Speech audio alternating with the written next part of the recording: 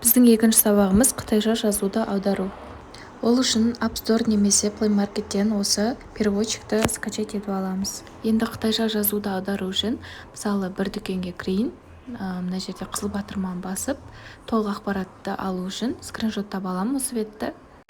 Одан кейін жаңа переводчикқа барып, астында фото деген жерін басам. Осы жерге жаңағы суретімізді жүктейміз. Міне осылайша біз қытайша жазуды аударатын боламыз. Яғни мына жерде размерлер көрсетілген. Мысалы, жасыл түсі, сары түсі, 3 айдан 6 айға дейін. Енді мен өзім қалаған затымды іздеу үшін переводчикқа кіріп, мысалы, көйлек іздейтін болсам, платье деп жазамын да.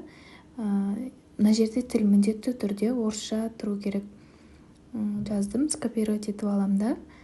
Pinduoduo'ға кіріп, осы жерге вставить ететін боламын. Вставить еттім, міне неше түрлі көйлектер шықты. Енді мысалы мен мына көйлекті таңдайын, ақ көйлекті. Енді маған осы бетті скриншоттап аудармасын көру керек. Скриншоттап алдым. Енді переводчикқа барамын да, осы жерден жаңа фото дегенді басып,